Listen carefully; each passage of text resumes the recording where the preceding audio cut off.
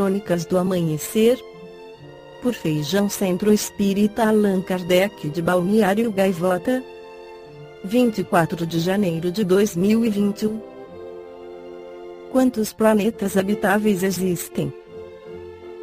Pelo menos centenas de milhões. Parte 02. Novas pesquisas baseadas em dados do telescópio espacial Kepler indicam que pode haver até 300 milhões de planetas potencialmente habitáveis em nossa galáxia. Alguns podem até estar bem próximos, com vários provavelmente a 30 anos-luz do nosso Sol. O resultado foi uma colaboração de cientistas da NASA, do SETI Institute e de outras organizações em todo o mundo.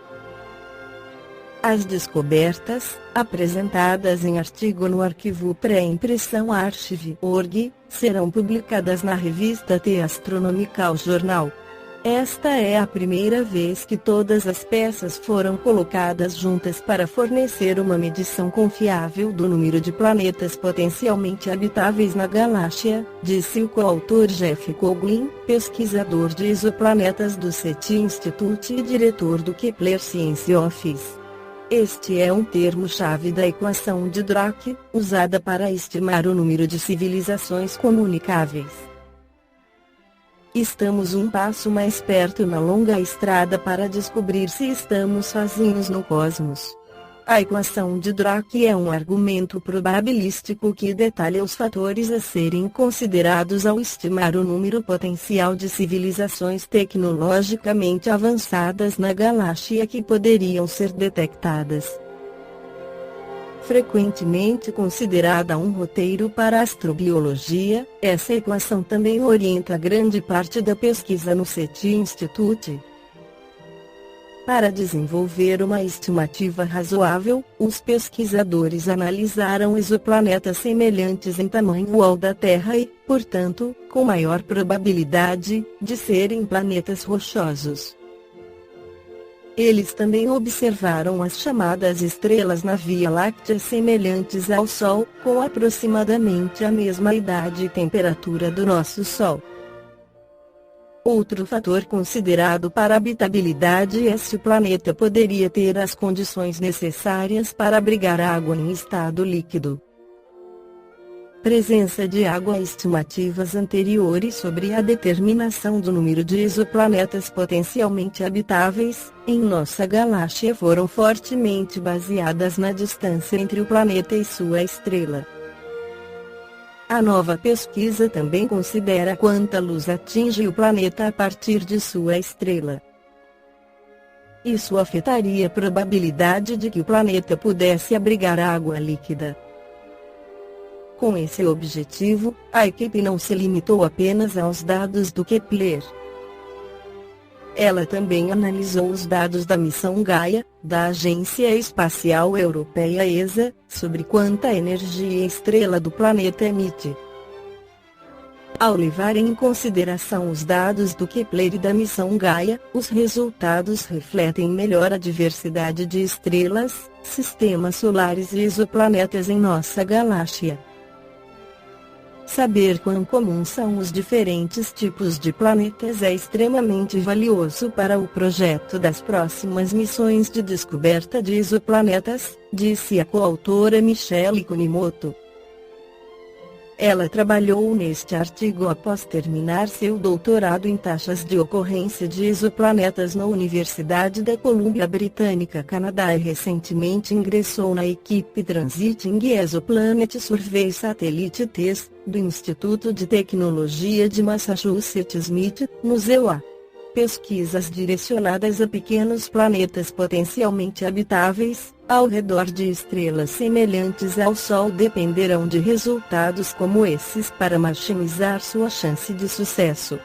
Mais pesquisas serão necessárias para entender o papel que a atmosfera de um planeta tem em sua capacidade de abrigar água líquida. Na recente análise, os pesquisadores usaram uma estimativa conservadora do efeito da atmosfera para estimar a ocorrência de estrelas semelhantes ao Sol com planetas rochosos que poderiam ter água líquida. Allan Kardec voltaria a abordar a pluralidade dos mundos habitados no Evangelho segundo o Espiritismo e na Revista Espírita de janeiro de 1863, quando analisa a publicação de Camille Flammarion em um livro onde o autor apresenta estudos onde são expostas as condições de habitabilidade das terras celestes discutidas do ponto de vista da astronomia e da filosofia. Diz Allan Kardec: o Sr. Flammarion é um dos membros da Sociedade Espírita de Paris, e seu nome figura como médium nas notáveis dissertações assinadas por Galileu. O autor buscou coligir todos os elementos da natureza para apoiar a opinião da pluralidade dos mundos habitados, ao mesmo tempo que combate a opinião contrária. Depois de haver lido, a gente se pergunta como é possível ter dúvidas sobre o assunto.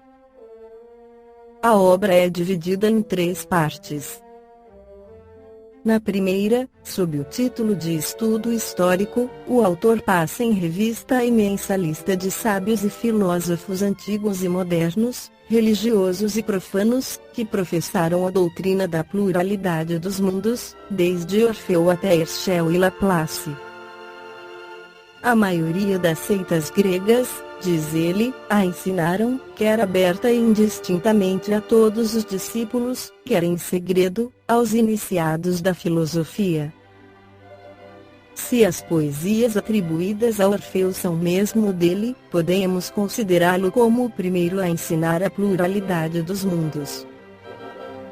Ela está implicitamente encerrada nos versos órficos, onde se diz que cada estrela é um mundo, e sobretudo nas seguintes palavras: conservadas por Proclus, Deus construiu uma terra imensa que os imortais chamaram Selene, e que os homens chamam Lua, na qual se eleva um grande número de habitações, de montanhas e de cidades. Pitágoras, o primeiro dos gregos que teve o nome de filósofo, ensinava em público a imobilidade da Terra e o movimento dos astros em redor dela, como um centro único da criação, ao passo que declarava aos adeptos adiantados de sua doutrina, sua crença no movimento da Terra, como planeta, e na pluralidade dos mundos. Mais tarde, Demócrito, Heráclito e Metrodoro de Quios, os mais ilustres de seus discípulos, propagaram, do alto da cátedra, a opinião de seu mestre, que se tornou a de todos os pitagóricos e da maior parte dos filósofos gregos. Filolaus, Nicetas e Heráclides foram dos mais ardentes defensores dessa crença. Este último chegou até a pretender que cada estrela é um mundo que, como o nosso, tem uma terra, uma atmosfera e uma imensa extensão de matéria etérea.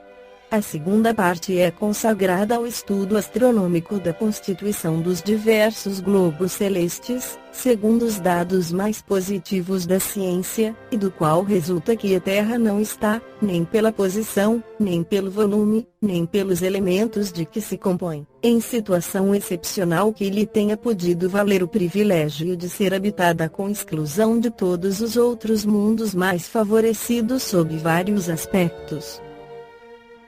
A primeira parte é de erudição.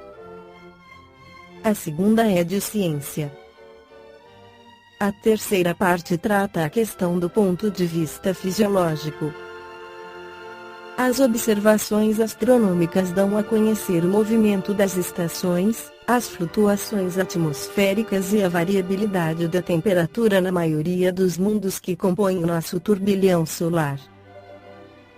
Daí ressalta que a Terra se acha numa das condições menos favorecidas, um mundo cujos habitantes devem sofrer mais vicissitudes e onde a vida deve ser mais penosa, donde o autor conclui não ser racional admitir tenha Deus reservado para a morada do homem um dos mundos menos favorecidos, ao passo que os melhor dotados teriam sido condenados a não abrigar nenhum ser vivo. Tudo isto é estabelecido não sobre uma ideia sistemática, mas sobre dados positivos, para os quais todas as ciências contribuíram: astronomia, física, química, meteorologia, geologia, fisiologia, mecânica, etc. Mas, acrescenta ele, de todos os planetas, o mais favorecido, sob todos os aspectos, é o magnífico Júpiter, cujas estações, pouco distintas, têm ainda a vantagem de durar 12 vezes mais que as nossas. Esse gigante planetário parece planar nos céus como um desafio aos fracos habitantes da Terra, dando-lhes a entrever os pomposos quadros de uma longa e suave existência. Conclui Allan Kardec. Terminaremos, de nossa parte, com uma observação. Vendo a soma de ideias contidas nessa pequena obra, a gente se admira que um jovem, na idade em que os outros ainda estão nos bancos escolares, tenha tido tempo de se apropriar delas e, com mais forte razão, aprofundá-las. É para nós uma prova evidente de que seu espírito não se acha no início, ou que, malgrado seu, ele é assistido por outro espírito. Esta foi a crônica do amanhecer de 24 de janeiro de 2021. Por Feijão Centro Espírita Allan Kardec de Balneário Gaivota. Que a paz esteja com todos.